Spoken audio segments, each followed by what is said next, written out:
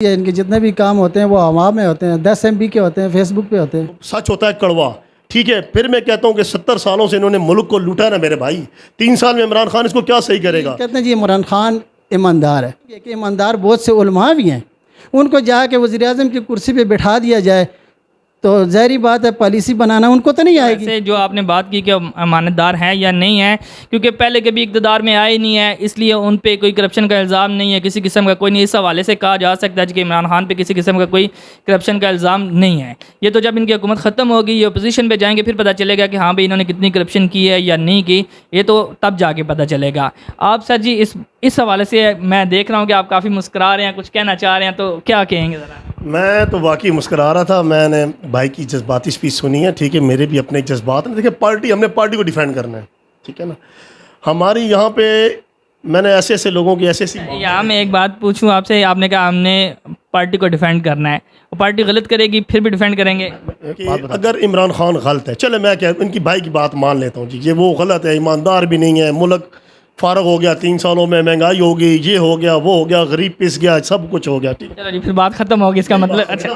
फिर मुझे ये बता ईमानदार कौन है। ईमानदार वो है जनाब नवाज शरीफ साहब जो बैठे हुए हैं, जो 20 रुपये के स्टाम्प पे चले गए हैं या 50 रुपये के स्टाम्प पे गए हैं जी, मेरी प्लेटें ऊपर जा रही हैं, मेरी प्लेटें नीचे जा रही हैं, मेरा लीवर कमज़ोर हो गया। नहीं, वो जो नवाज शरीफ के जाने की बात है वो तो मेडिकल रिपोर्ट पे है ना। वो देखिए आपके इमरान खान साहब कहते थे कि NRO नहीं देंगे, फिर उन्होंने क्यों भेजा है, फिर उन्होंने क्यों भेजा है ना, वो तो आप पे है ना। भेजा तो अदालत ना, अदालत भी अब इमरान खान के मातहत है। मुझे आप ये बताएं, वो तो मेडिकल लीव पे गए हैं, देखिए मेडिकल गए हैं ना, होता ना। मैं फ़ौज भी मान लेता हूँ कि आर्मी भी उनके मातहत है, पर अदालतें उनके मातहत नहीं हैं, ठीक है मेरे भाई। अब वो वहाँ पे चले गए। फिर हमारे एक वज़ीर ख़ज़ाना थे हमारे भाई की, जो पार्टी के बड़े चहीते इसहाक डार, वो उन्हीं के नवाज शरीफ के समधी हैं, ठीक है। वो भी पहले ही अभी उनका तख्ता उल्टा नहीं किया नवाज शरीफ का, वो पहले ही भाग गए जी मैं अपना इलाज कराने चला जाऊँ। अरे मेरे भाई यहाँ पे सारी लूट खसूट की कहानी चल रही है। वो बात वही आ गई है कि मरसूँ मरसूँ सिंध के इंसूँ, मरसूँ मरसूँ पंजाब के इंसूँ, मरसूँ मरसूँ तो सारा पाकिस्तान के इंसूँ। अरे भाई ये गिनने वाले हैं, सारे गिनने वाले हैं, यानी कि लेने वाले हैं, देने वाले नहीं हैं मेरे भाई।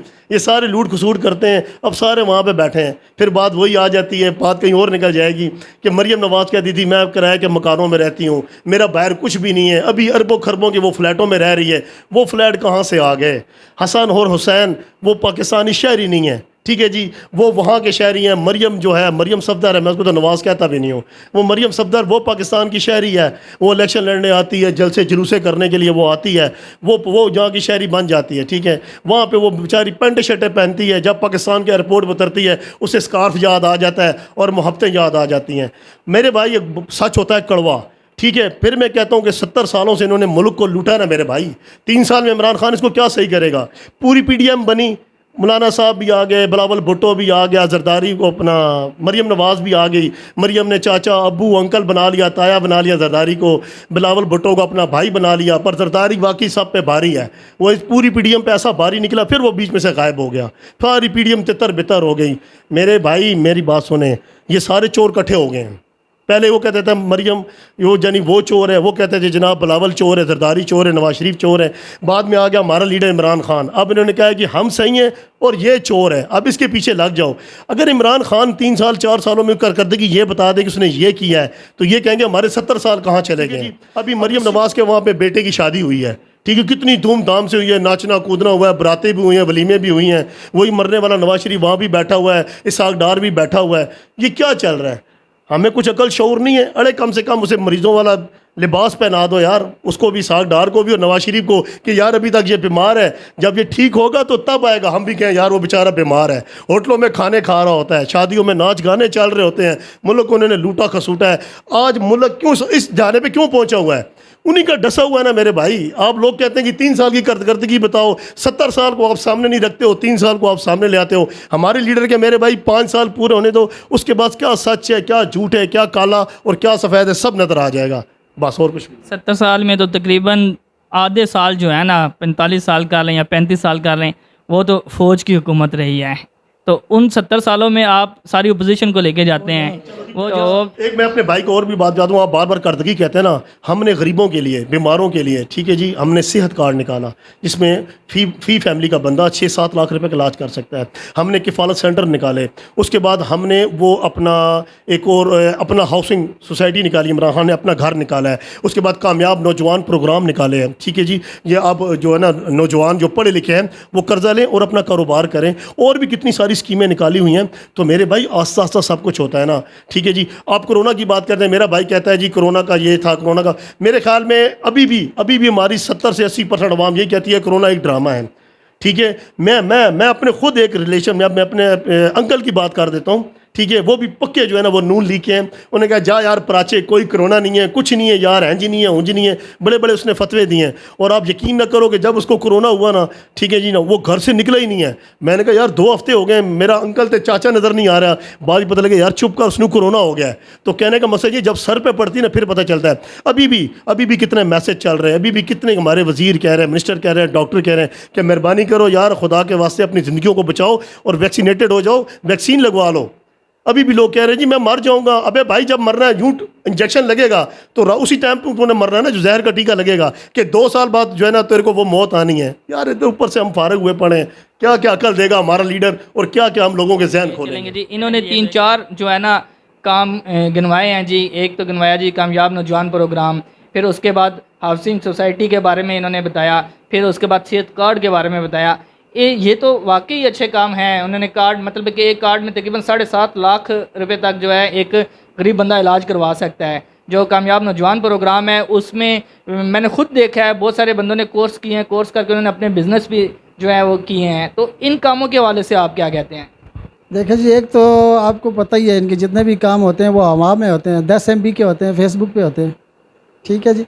ये जो बातें अच्छी करते हैं, अमल नहीं होता। आप सेहत कार्ड के हवाले से ले लें, सेहत कार्ड तो पहले भी था, ये भी रिकॉर्ड पे पहले लोगों का अस्पतालों में फ्री इलाज होता था, लोगों को फ्री दवाइयाँ मिलती थी, अभी वो नहीं है। सेहत कार्ड तब करामद होगा गरीब आदमी के लिए कि जब वो PD पे जाएगा, उस सेहत कार्ड से उसकी पर्ची बनेगी, उसको दवाइयाँ मिलेंगी फ्री। अभी सेहत कार्ड भी आप जिस अस्पताल में भी जाएंगे, पहले आपके वहाँ डॉक्टर की फ़ीस अदा करनी पड़ेगी आपको, उसके बाद जितने भी टेस्ट हैं वो आपके फ्री यानी कि पैसों के होंगे, वहाँ डॉक्टर लिख के देगा, आप एडमिट होंगे, उसके बाद आपका सेहत कार्ड काबिल अमल होगा। जितनी देर तक आप एडमिट हैं आपका ऑपरेशन फ्री होगा, ये इस तरह की चीज़ें होंगी।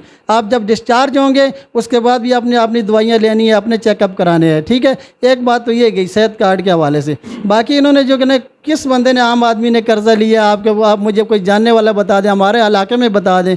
ये चीज़ें होती हैं, ये सिर्फ जमा खर्च के लिए होती हैं। बाकी कौन सा स्कीमें इन्होंने बताई हैं, कोई स्कीम अभी तक करामद नहीं है, सिर्फ हवा में उड़ रही हैं। वही बात है 10 MB की। तो मेरा यही गुजारिश है खुदा के लिए कि इनके पास अभी भी एक टाइम है, अभी भी ये टाइम है। ये कहें जी कि हमसे ये काम नहीं हो सका, हुकूमत नहीं हो सकी, तो आवाम से कहें कि हम दोबारा तैयारी करके आएंगे। हम आवाम से इस चीज़ की माफ़ी मांगते हैं कि आवाम हमें माफ़ कर दें, हमारी तैयारी नहीं थी, हमारी टीम अच्छी नहीं थी। हम आइंदा जब आएंगे तो इंशाअल्लाह ताला अपनी तैयारी के साथ आएंगे, अच्छी टीम के साथ आएंगे, ताकि अगर इस तरह ये अगर इस्तीफ़ा दे के चले जाते हैं तो मेरे ख़्याल से कौम के ऊपर एक बहुत बड़ा एहसान होगा और मेरे ख़्याल से कुछ इज़्ज़त थोड़ी बहुत रह जाएगी। तो अगर इसमें इनका जो है वो भला है, आवाम का भी भला है, आवाम का भी भला और इनका भी भला है। ये कह रहे हैं जी कि जो आपकी तरक्की है, PTI की जो तरक्की है वो 25 MB की है। तो इस हवाले से हमारा आवाम के साथ बहुत ज़्यादा एक क्लोज़ रिश्ता है, एक रिलेशन है। हम उनके दुख दर्द में शरीक होते हैं अल्हम्दुलिल्लाह। हमें पता है कि गरीब के साथ क्या हो रहा है और क्या चीज़ एक्टिव है और कौन सी नहीं है। दूसरी, मेरे दोस्त और भाई ने ये बात की थी ना कि सब चीज़ हवा में हो रही है। मेरे भाई बात इस तरह है, देखें, अगर नवाज़ शरीफ ने कोई ज़मीन ख़रीदी या हमारे जो पिछले दौर के जो है जरदारी, उन्होंने अपने दौर में कोई भी प्रोजेक्ट शुरू किया है ना, तो आने वाला प्राइम मिनिस्टर अगर चाहे तो उनको कामों को रोक ले कि यार अगर ये मैंने काम आगे बढ़ाया तो इसका नाम आगे जाएगा, मेरा नाम आगे नहीं जाएगा। पर वो मेरे ख्याल में बिल्कुल जज्बे वाला और मोहब्बत वाला लीडर होगा आवाम से कि वो उस चीज़ को आगे लेके जाएगा, वो अपनी आवाम को देखेगा। अगर डैम की ज़मीन खरीदी गई थी ना, तो इमरान खान चाहता तो उसको आगे उन मंसूबों को ना बढ़ाता, डैम को रोक देता कि यार अगर ये डैम बन गया तो नाम उनका होगा। नहीं मेरे भाई, ये सोच गलत होती है। अभी मोटरवे भी बन चुके हैं, सखर मोटरवे भी बनी है, तो क्या इमरान खान ने नहीं बनाई या उसके ऊपर काम उसने नहीं करवाया? ठीक है जी। तो कहने का मकसद ये है कि अगर कोई मंसूबा कोई भी रखता है ना, उसको लेके जाने वाला, उसकी खूबी उसमें शामिल होती है, नाम उसको होता है जो उसको आगे बढ़ाता है। आपने ये तस्लीम किया कि ये पुराने जो काम चल रहे हैं थे, तो इसका मतलब है कि क्रेडिट जाना चाहिए, उनको भी जाना चाहिए। अमीन भाई, इस पे कुछ कहना चाहेंगे आप? मुख्तसर सा कहे तो फिर प्रोग्राम को ख़त्म। बिल्कुल। ये आप बता रहे हैं ना, मंसूबेबाज मंसूबे होते हैं वो सिर्फ अपने होते हैं, ठीक है। उनको आप रोक भी सकते हैं, रोक भी देती है हुकूमत, कई रोके हुए हैं। और बाज़ मंसूबे होते हैं दूसरे ममालिक के साथ, उसका होता है एग्रीमेंट होते हैं, तो वो मंसूबे आप रोकना भी चाहें तो वो रोक नहीं सकते, आपको मसला होता है। तो मेरे ख़्याल से जो है कि अगर हालात यही रहे तो मेरे अंदाज़े से कि ना वज़ीर रहेंगे और ना ही फिर कुर्सियाँ रहेंगी, अगर आवाम को इतना ये नहीं तड़पाया गया तो वही बात मैं करना चाहूँगा आखिर में कि चाहिए हुकूमत को, आवाम को कोई रिलीफ़ नहीं दे सके। रिलीफ़ आवाम को क्या देना है? बड़े बड़े मंसूबे नहीं दिखाने आवाम को।